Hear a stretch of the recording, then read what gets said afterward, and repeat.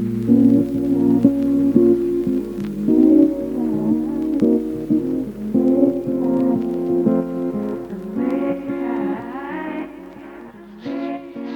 à tous. Aujourd'hui, j'ai envie de parler d'un sujet qui est quand mon corps m'a trahi. Alors, qu'est-ce que ça veut dire quand mon corps m'a trahi? En fait, souvent, je constate quand quelqu'un vient me voir en massage et qui a vécu quelque chose en termes de santé physique qui l'a chamboulé. euh, En fait, ce qui se passe, c'est que la personne peut ressentir une forme de trahison au niveau de son corps. Comme si son corps s'est retourné contre lui ou elle. Euh, et en fait, ce qui se passe quand... Donc là, je parle plutôt de diagnostic médical, de blessures, de maladies qui font que y a eu une sensation de peur une sensation de peur dans le corps. Peur pour ma santé, peur pour ma vie. Qu'est-ce que ça veut dire? Où est-ce que je vais? C'est tout nouveau. Et là j'ai le corps médical qui préconise, suggère, conseille des choses qui me dépassent un petit peu. Donc, qu'est-ce qui se passe? C'est que en fait, on perd confiance en la capacité de son propre corps. Et on peut rentrer dans un sorte de tourbillon de peur. Donc ça fait partie du processus. Il faut trouver un juste milieu entre la confiance que j'ai en mon corps et aussi la vie médicale, on est d'accord. Mais ce qui se passe, c'est quand il y a un diagnostic médical, une blessure, une maladie qui est annoncée, en fait, il se peut que la personne, en fait, on se coupe de cette partie de notre corps. Je vous donne l'exemple, par exemple, d'une femme qui est atteinte d'un cancer du sein. Ce qui va se passer, c'est qu'elle va donc rentrer dans un processus de diagnostic, rendez-vous avec des professionnels du corps médical. Et petit à petit, elle va couper sa connexion à sa poitrine, et notamment au niveau du sein qui est atteint. Ensuite, il va y avoir donc traitement médical. Et, euh, et en fait, il y a comme une forme de trahison qui se met en place dans la psychologie du corps humain. Cette partie de moi est malade, cette partie de moi est... Je crois que ça engendre quelque chose un peu sale, un peu pas normal. Et donc, je me dissocie de cette partie de mon corps. Donc, moi, ça m'arrive d'avoir des femmes en massage qui ont eu des cancers du sein et qui sont sorties de cette expérience-là, qui sont en très bonne santé, mais qui sont encore dissociées de leur poitrine, notamment du sein qui a été atteint. Je prends l'exemple, je vais prendre l'exemple des femmes, hein, je suis désolée, c'est parce que je travaille plus avec des femmes que des hommes. Euh, on va prendre l'exemple d'une femme qui a atteint de quelque chose au niveau de sa sphère gynécologique. En fait, il va y avoir une coupure qui va se faire à ce niveau-là, comme si je vais renier cette partie de moi, je vais m'en dissocier en fait, et je vais suivre les protocoles qui me sont conseillés, et psychologiquement, cette partie de moi est pas bien, est malade et m'a trahi en fait. Il y a une forme de trahison, comme si mon corps n'a plus envie de travailler avec moi. Alors moi, j'ai juste envie de dire, ton corps, il travaille avec toi en permanence, c'est tout le temps, il est tout le temps en train de te donner un feedback en permanence en fait, tout le temps. Et il est important que tu travailles avec ton corps aussi en permanence. Donc c'est ton véhicule pour toute cette vie en fait. Donc on a tendance un peu à l'oublier, on est beaucoup dans notre tête, dans notre mental, avec une vie qui va vite. Et on doit absolument revenir à notre corps, c'est absolument essentiel, même juste pour notre présence à nous-mêmes et notre ancrage.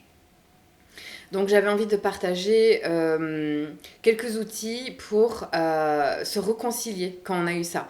quand on s'est dissocié de notre corps, une partie de notre corps, quand on a fait comme si cette partie, elle n'existait plus vraiment en fait, parce qu'elle est malade.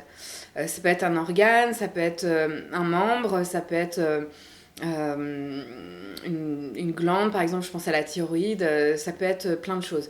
En fait, il y a une sorte de dissociation qui se fait parce que cette partie de moi m'a trahi en fait, est tombée malade et je ne peux plus lui faire confiance. Il y a quelque chose comme ça qui s'installe dans le processus de la maladie et donc de la guérison.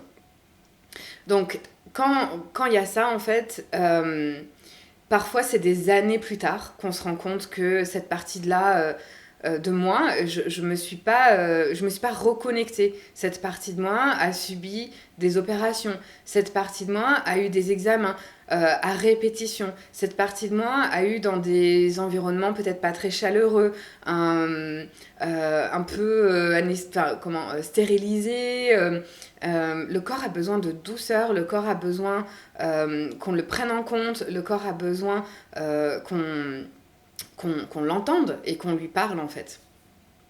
Donc, on peut réparer cette rupture de lien, j'ai envie de dire, par plusieurs moyens. Là, je vais donner quelques outils pour faire ça. La première chose qu'on peut faire, c'est par le toucher. Super important. Moi, les femmes qui ont eu des cancers du sein, je leur conseille toujours de se masser la poitrine. Donc, ça peut sembler peut-être un peu bizarre comme ça, mais c'est pas du tout bizarre. C'est revenir par mes mains, je reviens au contact de mon corps, je lui ramène de la chaleur, du réconfort et quelque chose de sécuritaire. Donc par le toucher, en fait, on peut venir réconcilier la partie qu'on a reniée, qu'on a isolée un peu de nous, si je peux le dire comme ça. Donc le toucher, ça peut être par le massage. On peut venir juste se mettre une huile végétale, de préférence bio, un petit peu dans les mains et commencer à, juste très intuitivement, sans avoir de technique particulière, venir au contact de la partie du corps et la masser tout simplement, la caresser, lui apporter de la douceur, du réconfort. On peut aussi, ça c'est quelque chose que moi je fais très souvent, quand je m'endors, je pose très souvent mes mains juste alors souvent c'est sur mon abdomen, et je laisse diffuser la chaleur. C'est comme une rencontre en fait qui se fait entre mes mains et une partie de mon corps. Donc, la rencontre doit se faire dans la douceur en fait. Si on y va comme des bourrins, la partie de notre corps se sent pas en sécurité. Donc, c'est une rencontre en douceur qu'on veut avoir. C'est pas tout foufou en fait. Donc, une autre façon de revenir au contact de son corps, c'est juste, on peut se chauffer un petit peu les mains avant, si on en a envie, laisser diffuser la chaleur entre les paumes de nos mains et juste venir placer nos mains sur une partie de notre corps. Et juste, on peut là imaginer que on a une belle couleur qui sort de nos mains et qui vient remplir la partie du corps qu'on a envie de soigner. On peut imaginer que la chaleur qui se diffuse dans nos mains est comme un flux d'amour qui part du cœur, qui descend les bras, qui sort des mains et qui vient s'imprégner dans la partie du corps où on aura posé nos mains. On peut aussi se réconcilier avec notre corps par la voix, en fait. Donc, soit par la parole, on peut parler à notre corps. Ça, c'est un truc que moi, je donne en rendez-vous très régulièrement comme outil. Encore une fois, ça peut sembler peut-être un peu bizarre, mais c'est les outils qui me viennent, donc pour moi, c'est juste. C'est vraiment de parler à son corps, en fait, d'avoir un dialogue avec. Et même sans parler de maladie, si on est dans une période de stress et qu'on sait que, par exemple, là, il va falloir que je fournisse beaucoup de travail pour le prochain mois ou les prochaines 6 semaines, c'est un outil qu'on peut utiliser, c'est-à-dire de parler à notre corps et de lui dire ok, là, on va vivre une période de stress intense, on va aller un peu puiser dans nos ressources, mais je te rassure, ce n'est pas, ça va pas durer dans la durée, ça va pas durer dans la durée, c'est pas une phrase, ça va pas être dans la durée. Euh, il y a une date butoir et la date butoir c'est telle date en fait. Et moi je conseille très souvent de tenir son corps au courant des événements pour qu'il puisse suivre, pour qu'il puisse être assuré, savoir que bah, t'es là en fait, t'es là pour... c'est pas juste un truc que tu te trimbales un peu partout pour faire tes trucs, ton corps c'est ton véhicule. Donc avoir un dialogue avec lui, lui parler, c'est super important et c'est super intéressant. Donc ça c'est un autre outil par la voix d'utiliser, donc soit à voix haute hein, ou soit dans la tête, d'utiliser la parole, le dialogue, les mots pour réconcilier notre corps, réconcilier des parties de notre corps. Autre outil un petit peu plus poussé, on va dire, j'aime bien imaginer que quand on a traversé une épreuve difficile au niveau de la santé, que notre corps peut être un petit peu vulnérable, un petit peu fragilisé, et notre lien à lui aussi. Et j'aime bien imaginer le corps un peu comme un petit bébé en fait. Un bébé, on a envie d'en prendre soin, on a envie de le cajoler, on a envie de lui apporter du réconfort. Et donc, un petit peu plus poussé, ça serait de lui, avec ta voix du coup, de laisser venir une petite mélodie dans ta gorge là, et de poser tes mains sur la partie de ton corps avec laquelle tu t'es mis en froid, on va dire, et de lui chanter une berceuse. Alors ça, pour ça, on n'a pas besoin d'être dans une période de fragilité au niveau de la santé. Chanter une berceuse à son ventre, c'est un truc incroyable en fait. On vient réconforter des parts de nous dans les profondeurs de nos cellules et c'est très très fort à faire. Ça, c'est un autre moyen par la parole. C'est comme un bébé en fait, comme un bébé au moment de s'endormir, on l'a dans ses bras et on a envie de l'apaiser. On l'apaise par le chant, par une petite berceuse et on peut faire ça avec des parties de notre corps aussi en fait. C'est une forme d'apporter de l'amour en fait dans tout ça. C'est comment j'apporte de l'amour à mon corps, comment je viens à sa rencontre, comment je lui dis oui, je sais que tu es là en fait, je te vois, je sais que tu es là. Et dernier outil que je vais partager aujourd'hui pour se réconcilier avec son corps, c'est par l'écriture. On peut imaginer que d'un côté tu as la partie de toi qui est tombée malade, qui t'a trahi, et de l'autre côté il y a toi. Et on peut imaginer un dialogue qui se fait entre ces deux parties, et on peut prendre le point de vue de la partie qui est malade, et dire ok, qu'est-ce que tu aurais à me dire en fait, tu veux me dire quoi? Et se poser avec du papier, un crayon et juste voir ce qui sort. Qu'est-ce que cette partie de toi a envie de te dire? Qu'est-ce qu'elle a à exprimer? Et juste laisser libre cours à ce qui vient en fait. Il n'y a pas besoin d'analyser, il n'y a pas besoin de mentaliser ce qui se passe. Et on peut imaginer, à contrario, que toi, peut-être tu as envie d'écrire une lettre à cette partie de ton corps aussi, pour lui expliquer des choses, t'excuser, lui dire que tu seras là à partir de maintenant.